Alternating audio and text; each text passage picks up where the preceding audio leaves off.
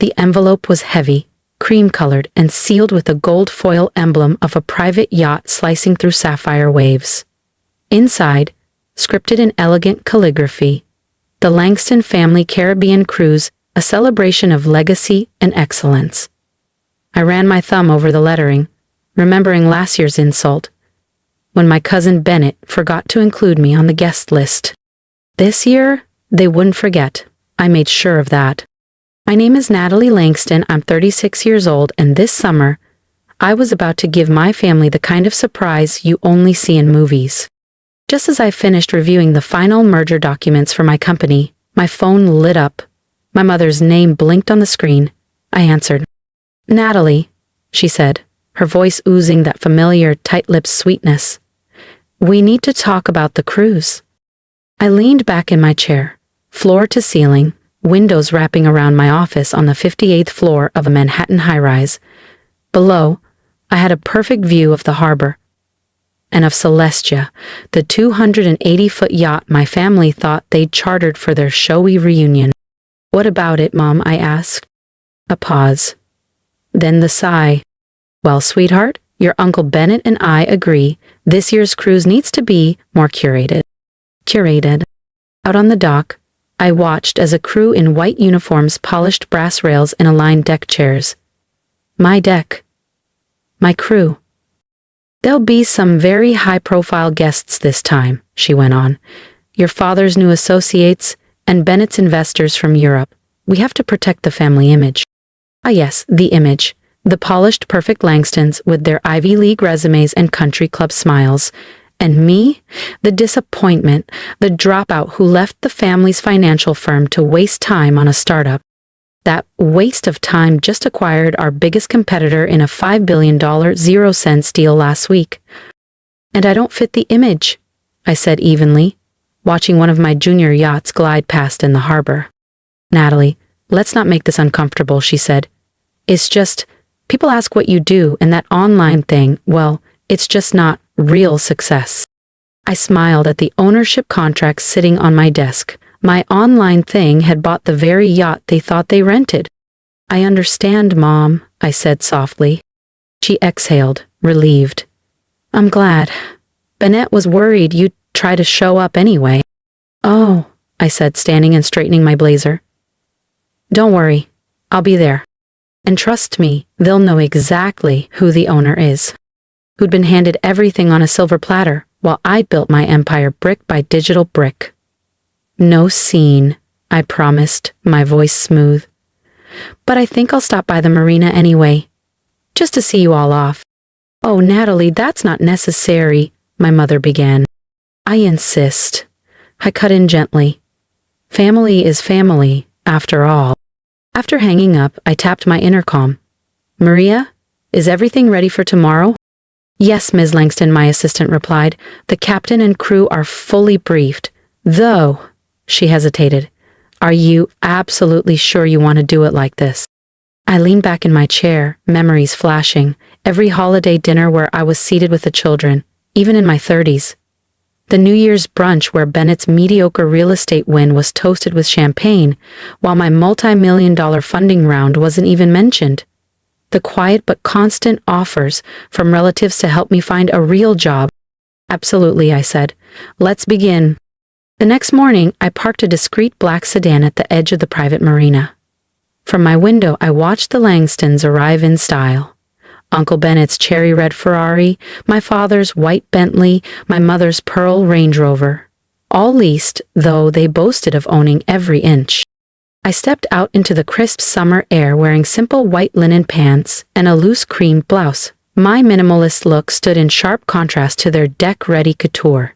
Gucci sandals, gold-rimmed sunglasses, logo-soaked bags. "Natalie," Bennett called out, already smirking. "Came to see what success looks like?" He gestured grandly toward the Aurelia, the gleaming 280-foot super yacht they believed was theirs for the week. My yacht, which I'd quietly purchased and renovated over the winter. "Something like that," I said, smiling. My mother air-kissed my cheek. "You really didn't need to come, darling. I know all this might be a little hard for you." I glanced at the crew, my crew, moving briskly, loading bags, aligning champagne flutes, preparing the welcome cocktails. Not at all, I replied. I just wanted to make sure everything goes perfectly. Perfect for what? My father appeared, tugging at his cufflinks. You're not still hoping to tag along, are you? Bennett barked a laugh. This cruise is for real success stories, no charity cases allowed. His group of colleagues, all fresh-faced executives from the family firm, chuckled awkwardly, eyes flicking between us. I recognized several from the Forbes 30 Under 30 issue, most of whom owed their placement to the Langston name. Now, my mother said sweetly, placing a hand on Bennett's arm. I'm sure Natalie understands. This cruise is business. There are standards to uphold. More guests arrived. VCs, hedge fund managers, legacy investors, and socialites. I recognized most of them from past negotiations, press releases, and startup conferences. What none of them recognized yet was whose name was on the deed of the yacht they were about to board. And that was about to change. Board meetings, investor summits, high-level briefings. Many of them had seen me before and never realized it, because I preferred it that way. Low profile, high control. Miss Langston, a voice called from the yacht, we're ready to begin boarding. My father's brow furrowed. That's strange. The captain should be addressing me. I arranged this charter, Uncle Bennett added confidently, months ago. Did you? I tilted my head. Are you sure about that? Before he could sputter out a reply, the captain emerged at the gangway, his pressed white uniform catching the sunlight like glass. Bennett stepped forward, hand extended. Captain, I'm Bennett Langston. We spoke on the phone about the itinerary. But the captain didn't stop. He walked right past him and came to a halt in front of me. He saluted smartly. Welcome aboard your yacht, Miss Langston. Everything is prepared to your exact specifications. Silence rippled across the dock like a wave. Even the chatter of the marina seemed to fade. Your yacht? My mother's voice barely escaped her lips. I smiled and casually pulled up a photo on my phone. Me, 6 months ago, signing the ownership documents for the Aurelia. My initials engraved into the gold pen. Did you really think you could rent one of the world's most exclusive super yachts for your little networking cruise? I asked softly. The Aurelia hasn't taken outside clients since I acquired her, along with the rest of this marina. Bennett's tanned face drained a full shade lighter. That's impossible. This yacht costs $180 million, I finished for him. Give or take another 10 for the upgrades. I held the phone out offering the proof. Would you like to see the paperwork? But this was just the prologue. They had no idea. The entire cruise itinerary they'd clung to for prestige was about to be rewritten. By me. The only sound for a long beat was the gentle lap of seawater against the hull. My father recovered first, stepping toward me with his best concerned patriarch look. Natalie, he said in a lowered voice. Let's talk about this. If you've reached this level of success, perhaps it's time we considered folding your company into Langston Capital for the good of the family. I laughed quietly, remembering the way he'd once tossed my pitch deck into the trash without reading past the first page. You mean the business you called a delusion 5 years ago? I asked. The one that didn't deserve the Langston name? He waved a hand dismissively.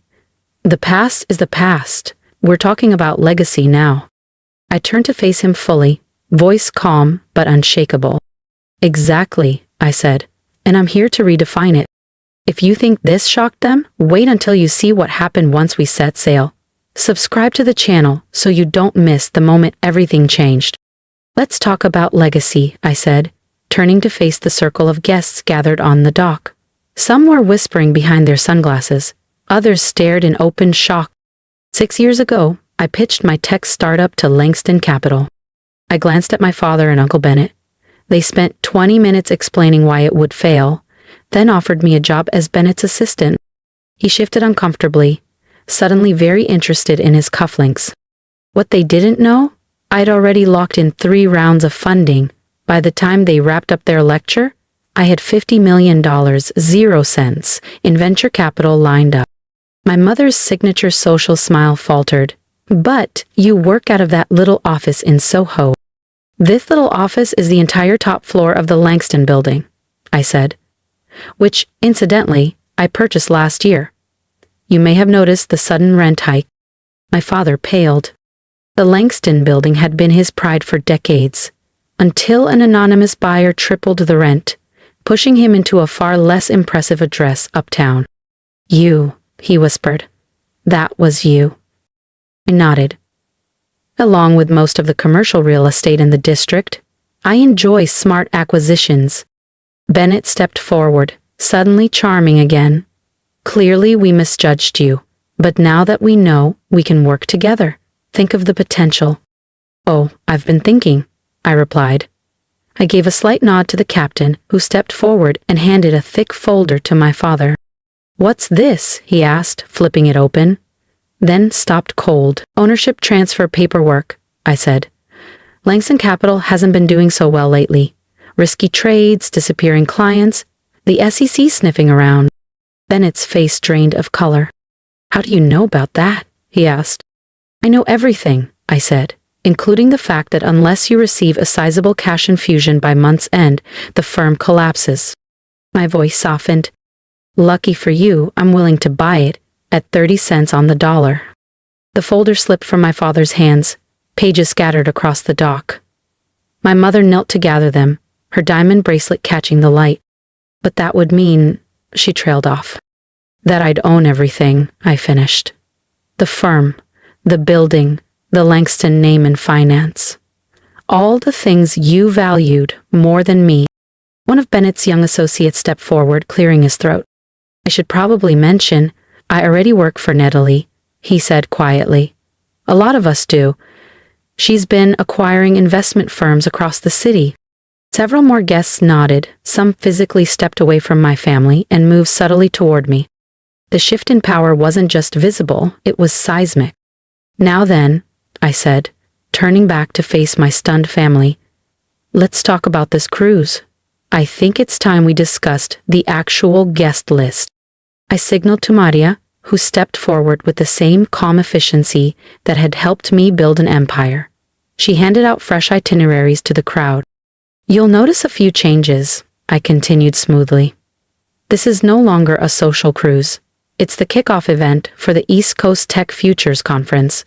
20 of the most innovative startups in the country will be pitching their visions on board my yacht. I let that settle in before adding. Real entrepreneurs. Builders.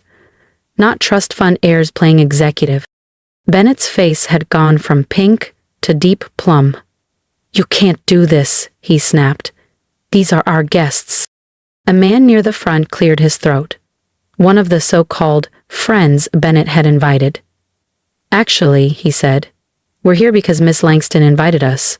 Your firm's been underwhelming lately. We're exploring better options. My mother dropped onto a nearby bench, her flawless posture crumbling for the first time in decades. All this time, she whispered, you let us think that I was a failure? I finished, raising an eyebrow. Yes, I did. I wanted to see how far you'd go, how much you'd enjoy dismissing me. Think of it as a social experiment. My father's voice cracked. An experiment? I nodded. And one you failed spectacularly. I turned to the captain. Please begin boarding the actual guests. The dock crew moved into motion. My family stayed rooted. The Langstons, I added, will be taking the tender back to shore. Bennett blinked. The tender? The small boat, I said, keeping my tone light. The big one's too expensive for people who call others failures. As my invited guests, tech founders, coders, investors, real builders, began boarding, I stopped my family with one last gesture. Before you go, I have something for each of you. I handed them matching envelopes. Inside, a photograph. Them, on the dock, surrounded by wealth they didn't own, wearing expressions of stunned disbelief as the truth landed. Something to remember the day your daughter rewrote the legacy, I said with a smile. Oh, and Dad, regarding Langston Capital, You have 24 hours to accept my offer before I notify the SEC. I'm sure they'll be very interested in Marcus's creative accounting. You'd do that to your own family? My mother gasped. Family? I repeated. Was it family when you excluded me from everything? When you called me a disappointment? Silence. The funny thing is, I added, my little startup just hit a market cap of $12 billion, 0 cents. That's about 12 times what Langston Capital was worth. I glanced at Bennett. Before the embezzlement, of course? He made a choking sound. I turned to the captain. We're ready to depart. Your ride's waiting, I said, unless you'd rather swim. They turned reluctantly. My mother paused at the edge of the dock, her heels wobbling slightly on the planks. Natalie, we're sorry. We didn't know. That's the problem, I replied quietly. You never wanted to know. I watched as they boarded the tender, a small, unassuming boat, now weighed down by expensive luggage and heavier egos. They looked like mannequins from a broken window display, designer clothes, defeated stares, fading status. Then I turned and walked up the gangway of my yacht, the Aurelia, my $180 million, 0 cents Declaration of Independence. Maria met me at the top. Everything's prepared, Miss Langston, she said. Though, was the tender necessary? They could have called a car, I said, smiling faintly as the little boat bobbed in our wake. But a short ride in humility felt more fitting. The next week, every major business publication ran the headline, Tech billionaire Natalie Langston acquires family firm and rewrites the rules. The photos were everywhere. Me at the helm during the Sunset Cruise. Panels of young founders pitching ideas on deck. 8-figure deals inked over champagne. The SEC investigation hit just days later. Bennett faced criminal charges. My father's name lost what little credibility remained. The Langston legacy in finance crumbled. But I left them one final gift. When they returned home, each of them found a small box on their doorstep. Inside was a miniature model of the same tender boat they'd been forced to ride, down to the chipped paint and scuffed seats. Tucked inside, a handwritten note. Success isn't about the size of your boat, it's about the size of your vision. Thanks for the lesson by example. 1 year later, an invitation arrived. A family dinner. Held at a modest Italian restaurant in Midtown. No yachts, no photographers. I went, same white blouse, same linen pants, but the air in the room had changed. Marcus, now noticeably thinner in his off-the-rack shirt, approached me cautiously. Natalie? I'm sorry. I looked at the brother who had once called me a joke. Sorry you dismissed me? I asked. Or sorry you lost everything because of it? He didn't respond. I stood up, lifting my glass. Success isn't about yachts or real estate or family names. It's about grit, vision, and having the strength to believe in yourself when no one else will. Paused, letting the silence land. Remember that the next time you're tempted to call someone a failure. As I stepped outside, my phone buzzed with breaking news. My incubation's launches tech incubator for overlooked entrepreneurs. The photo showed the new facility, full of creators like I once was, dismissed, underestimated, ready to change the world. Sometimes the biggest win isn't just proving them wrong. It's giving others the chance to prove themselves right. And ask for that little internet thing they mocked? It just acquired its 20th company. But who's counting? Well, maybe Marcus is. From the mailroom, entry level, of course. No legacy hires allowed. If you've ever been underestimated, pushed aside, or called a failure, drop a comment below. I want to hear your story. And if you believe in quiet strength, long games, and making your own legacy, support mine. Subscribe, share, and remember, never let someone else define your worth. Rewrite the rules.